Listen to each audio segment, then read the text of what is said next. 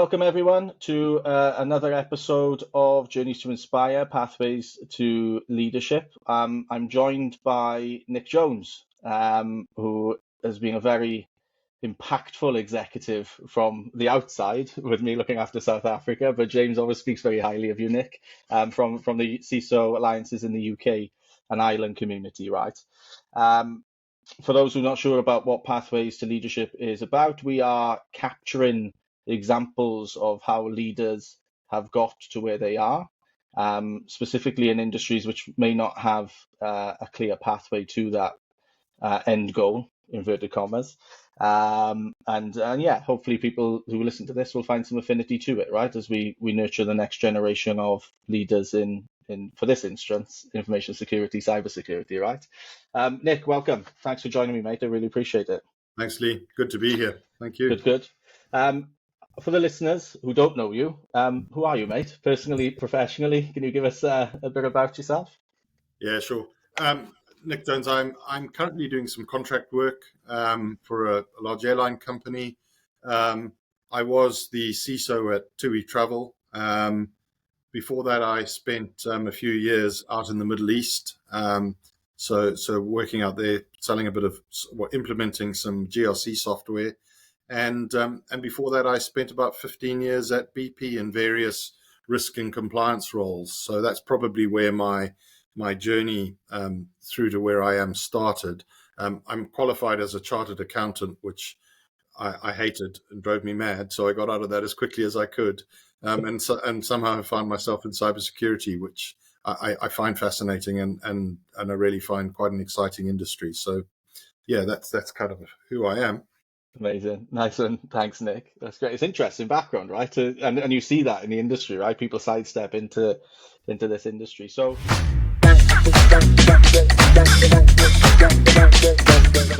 you gave a little bit there in terms of how you've got there. Is there specifics in terms of exposure? I think is a good area to talk about in this industry specifically, right? Is there any specific exposure that you've had? You spoke about risk and compliance there, that has really sort of helped you to be able to apply yourself in more senior roles as they've come about.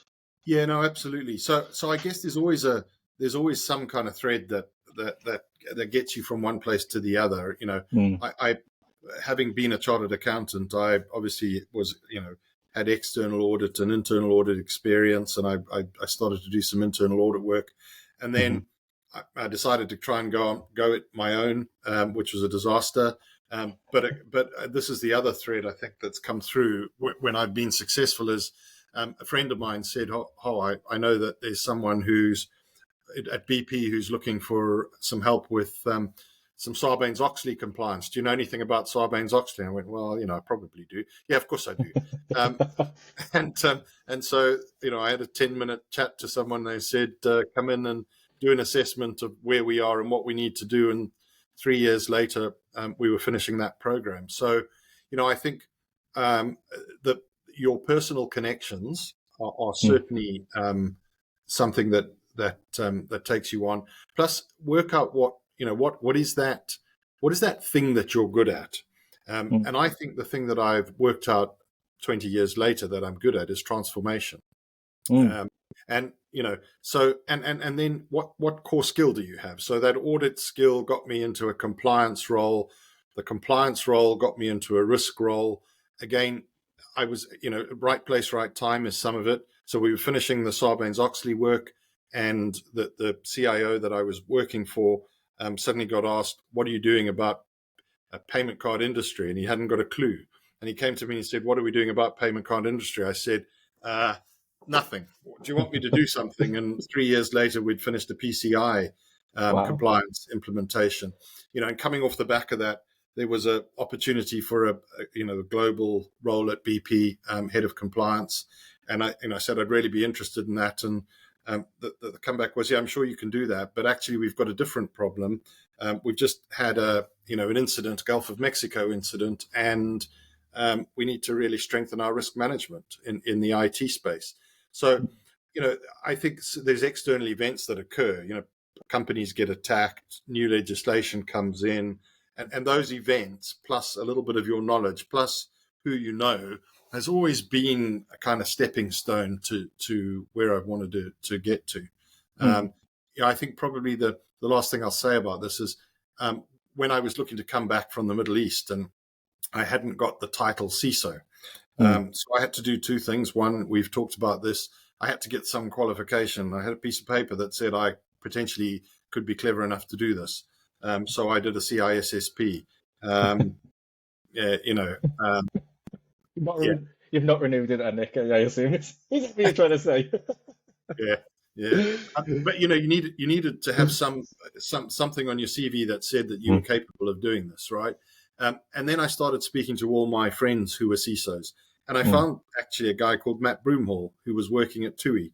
And when I last knew of him, he was doing strategy work at BP. And I said, "Hey, Matt, I see you're a CISO now. How did you get there?" And he said, "Well, funny you should mention that. He got an opportunity internally at TUI and took it and built he became the first CISO there. And he was talking about, well, I need to move on and I need a replacement. So I've got a GRC role. You can do GRC. Come in and do the GRC role, but potentially, interview for, a replacement for me." When he moved on, I interviewed for the CISO role and got it. So there's always been a kind of stepping stone in getting to where I've got to. And I think, you've got to build your luck, I guess. And some of that's how I've done it. Yeah, no, for sure. I think you've put yourself in positions as well. I think, right place, right time. When you reflect on those moments or opportunities that came up, it's actually you've positioned yourself to be able to evolve out of whatever layer or level that you were at that time to be able to impact what the next requirement was. And this industry is very much like that, right? The external threat landscape determines the areas of focus, right? Of which direction, whilst obviously interpreting the appetite for risk within the business, and that varies across organization to organization. But I do think you do put yourself in the position, right? Whilst Sometimes you've got to create the position. You've got to create the understanding of need, right? And so in all of those roles at BP, there was either a job description that wasn't right, or there wasn't a job description for the role that was needed. And Right. So, in the interview, I actually I said, look, I'm interviewing for this, but I don't believe it's what you need. I think you need this. And that created, some interest in, hold on, we hadn't really thought about it like that. You're probably right. So, yeah, I think you do create your own luck. But, when there's a little opportunity, make it bigger, and put yourself in the space to, you may not realize it, but you've got a risk that you don't understand. Let me explain that risk to you. I think I can help you to solve that risk. That's always been useful. And I guess I haven't found many jobs through a direct interview. And I'm right now I'm struggling to find my next role, and I'm struggling with direct interviews. So I think the message is somehow you've got to have a connection into some of these into these roles. Yeah, no, I think it shows your transformational appetite there, Nick, when you mentioned you shaped your own role. I hope you give yourself a pay rise as well whilst you were shaping that role. I'm not done so well with that. Missed that bit out. Could do better. Yeah. Fair enough.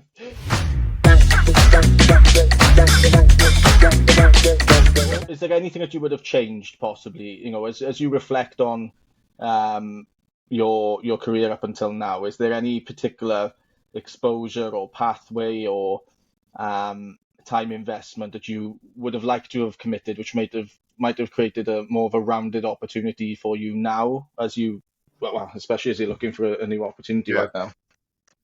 Yeah, I mean, I think I should have moved into the cybersecurity space a lot earlier.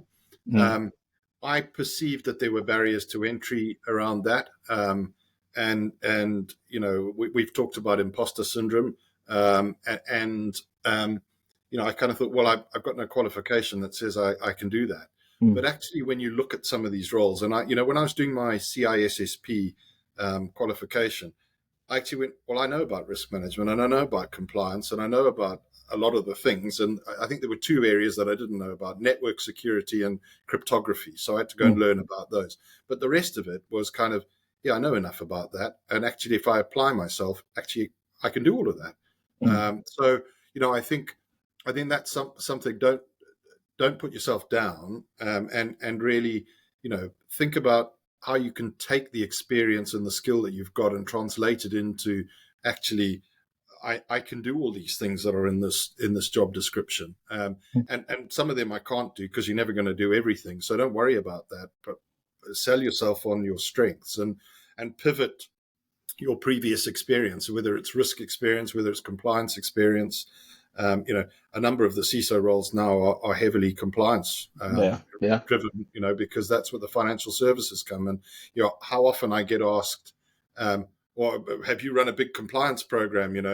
Well, maybe not as a CISO, but certainly in my previous life, I've run many for large corporations. So, I think finding that relevant skill and finding that good story about it, and using that. And so I would have done it earlier, but I didn't think I could.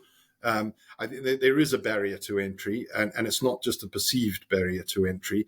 If you've never had a CISO title, it's very difficult to get to interview for a CISO role. So you've got to find some other way in there. And I think, that's where being a strong number two, finding a good mentor, coming up the ladder, and being groomed to be a successor is probably the right way to move on. And then once you've done it once, it's going to be so much easier to do it again. So, yeah, that makes sense. It's like the power of the network, as you mentioned earlier, right? And leveraging that. But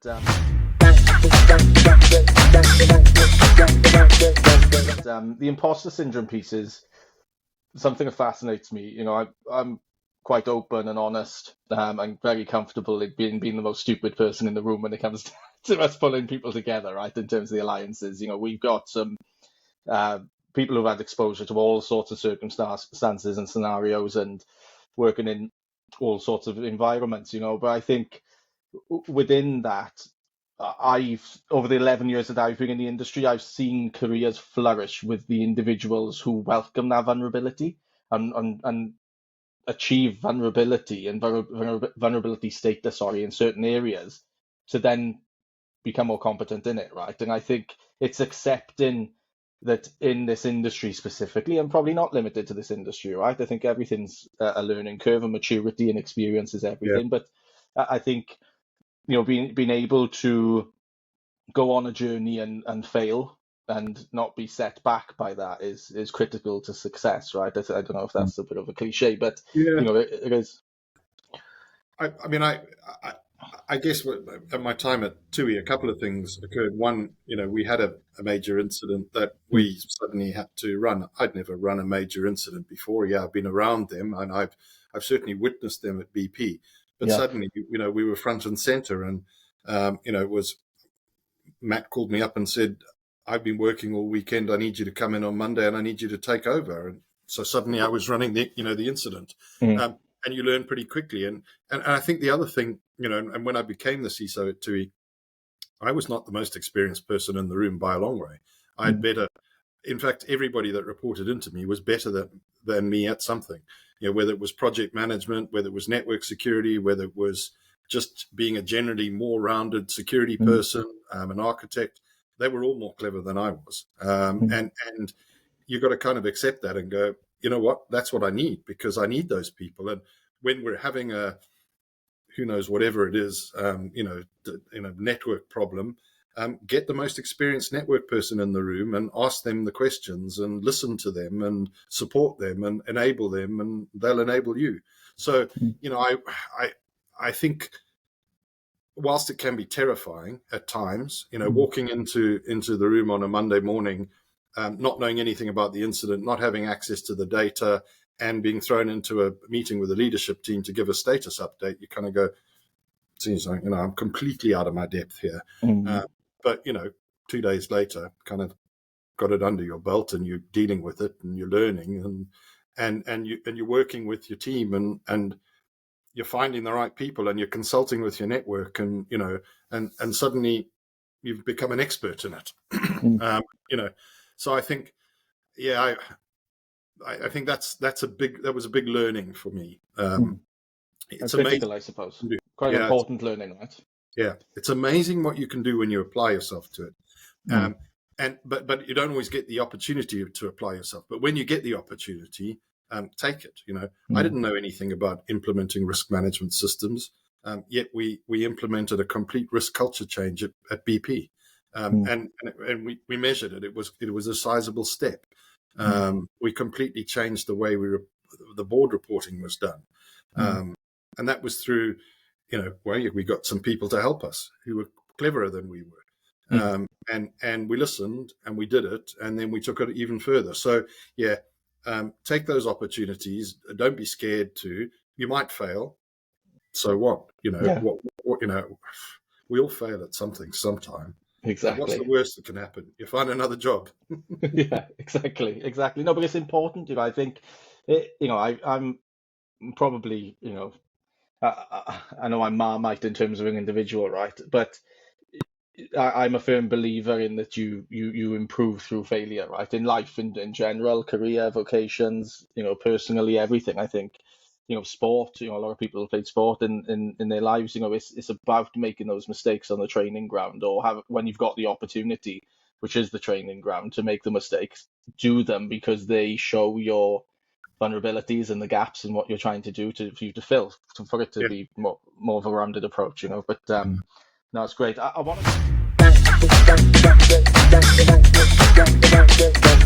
to touch on certifications because I think this is a controversial area of the industry, but there's a lot of them, right? There's a lot of bodies giving out these certifications, and some you have to work hard for, some not so much. But in terms of your career path, you mentioned CISP earlier, right? I think ISC squared and the CISP accreditation certification is recognized out there along with CISM and some of the others out there. But in terms of practically being able to do your role, is there anything outside of the experience that you've had then from a certification standpoint that has helped you? You'd really go, yeah, I would invest a bit of time into that. It does help you when you Yeah. get to X, Y, and Z, right? Yeah. I think it's kind of like an entry level requirement to have some kind of certification, right? Mm.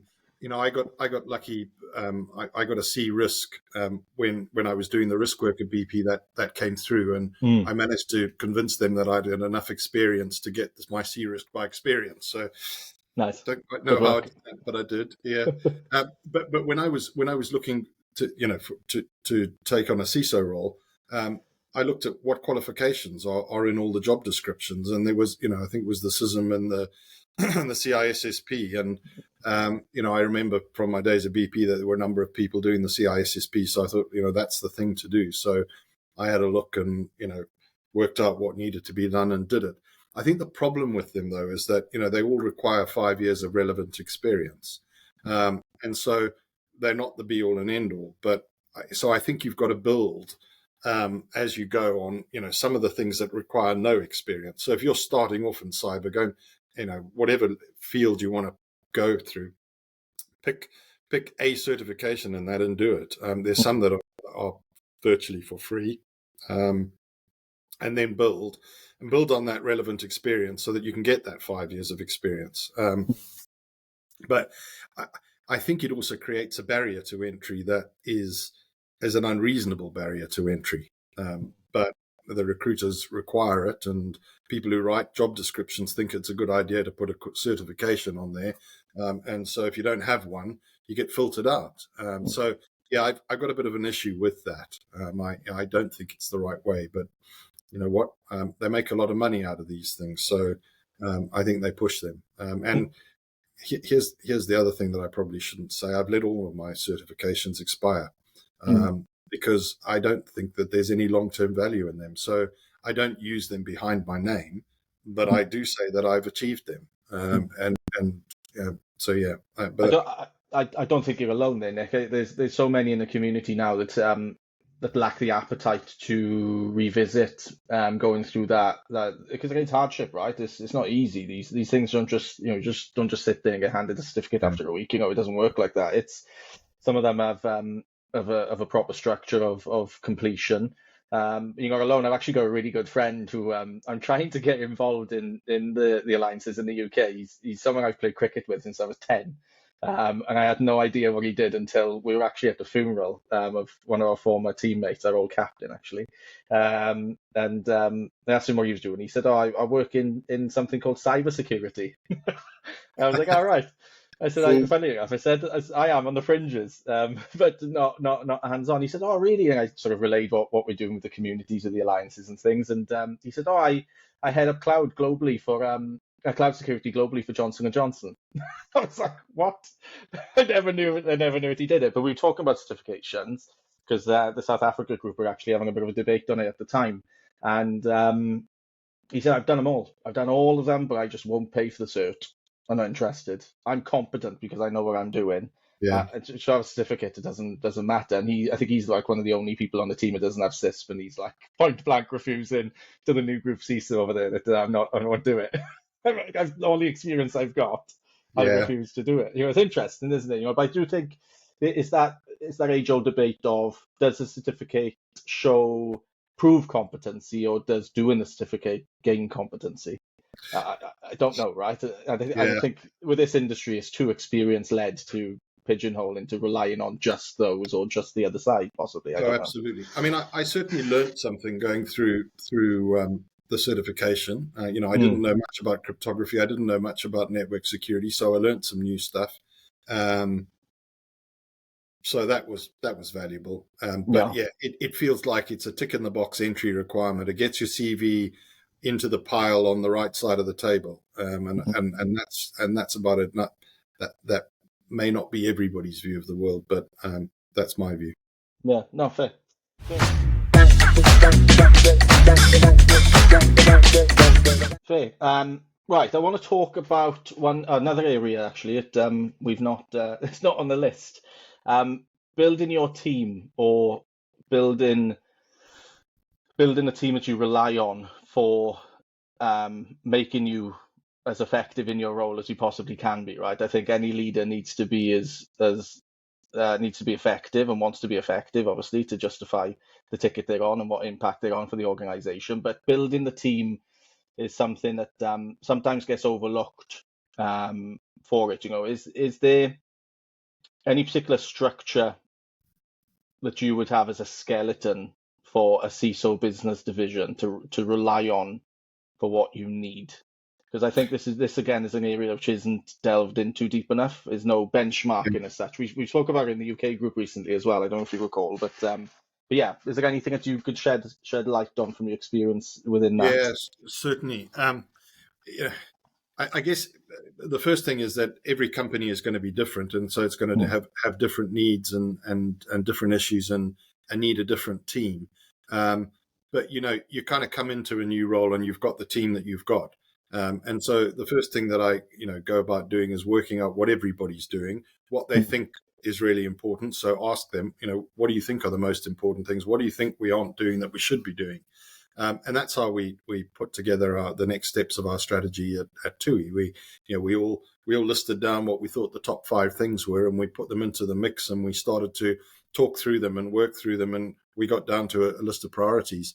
mm, And I think that adage that we talked about is you've got lots of clever people around you, and that you've got lots of diversity around you. mm, Diversity is easy to come by. What's not so easy is the inclusion part, right? So mm, ask them, get their opinions, and so yeah, that's how I start. I go about finding out where people's strengths are. mm, Are they doing the work that's their strength? So we reorganized ourselves at TUI because we had people that weren't enjoying what they were doing but had other strengths, and we had a need. So we mm, did a little bit of that reorganization. We did a little bit of breaking down some barriers, which were, well, not all the people that were in my team reported to me. So okay, that's mm, okay, but let's agree some common objectives, right? Are we all comfortable that these are the common objectives? Yes, we are. Okay.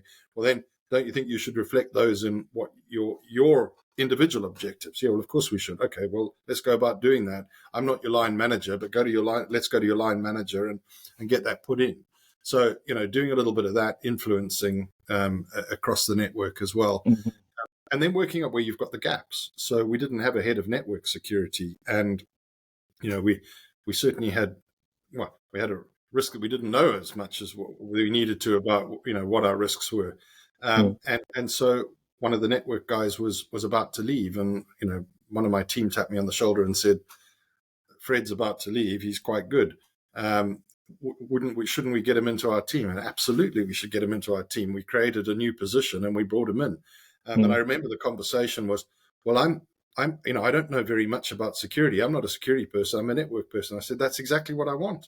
I bet you that you know more about network security than anybody else on this team. You just haven't thought about it. And it's now, now an industry speaker on network security. That wasn't too difficult. So yeah, I think understanding those strengths, making sure you're listening and being flexible. We had one of our auditors who was leaving, who was an exceptional penetration tester and red teamer. We created a red team role and brought him in, and gave him free license to do what he thought he needed to do. And I think that's the other thing is to, we had a really relatively flat structure. I think I had 11 people reporting to me directly or indirectly, which was too many people. But by having that flat structure and having that fairly laissez-faire, let's agree what the boundaries of your role are and what you need to do. Now, off you go and do it. Right? I trust you to do it. I think that's important. Yeah, I think so many people will get affinity from that because as a leader, you're you're looked up to, and it's like, make it happen, make it work, inspire us. But it doesn't work like that, right? I think it's a collective effort, especially in this industry, because, well, as we know, there's too many external factors, right, to rely on one head. But the next generation, how does Nick Jones pay it forward? Before you disappear into the sunset, boy, you must be in your 30s now, late 30s, Nick. You're looking at retirement in that long way away. But no, before you go, there's something that we're trying to do with the alliances, right? Because the regional directors are younger than the sort of C-level executives, and we want to make sure that the legacy of what we built is left behind for the next generation as a sustainability model, don't get me wrong, but also, capturing the good so that people can transform and evolve from where you left off, because that's what the industry needs. So how do you do that, mate? What's your efforts? I mean, so when you're in role, which I'm not at the moment, I'm certainly looking at how I develop my team and how I can bring them up and not just manage them, and not just lead them, but also mentor them. So I think there's an element of mentorship because, I think one of the best ways to get into a CISO role would be to come up through the ranks and do that. Now, I know there's a bit of a chasm at the top there, but break that chasm down, right? There were at least two people, potentially longer term, 3 or 4 in my team that could have done that role. So, have that conversation. I think you could do this role, but what are the gaps? Let's look at those. What are we going to do about those? How do we get you the relevant experience? So I've certainly done that in the past. I'm doing some work outside with a company called Meta Talent. Okay. I mention it because it's not competing against you by any way. But we've been mentoring and training up cohorts of individuals in Pakistan and now Saudi Arabia. Oh, wow. And with a view to helping them to get their first role. So yeah, I've been doing a bit of that. It's a friend. It's actually someone who used to work for me at BP. He went off and set it up, and I've been helping him for a while. And that's quite good fun. And yeah, I'm not sure I'm doing enough within the broader cyber community yet. So something that I'm sure there's an opportunity to do more. But yeah, no, that's good. What I've done today. Yeah, no, that's good. I think people forget that element of their role. I think it's quite easy to, especially when you go through the hardship of getting to where you've desired to be for a while, and all of us are looking for that comfort in our role as such, but there's not much comfort in cyber and infosec point, but you know what I mean. But I think you forget that element of replacing yourself has to Yeah. exist, Yeah. and that's why we ask, right? Because there's certain individuals that do enough and that capacity as well. Let's not forget about that with it. And there's certain individuals that might not realise that they have an opportunity to give back, and might not, again, imposter syndrome wise, who's going to want to listen to me?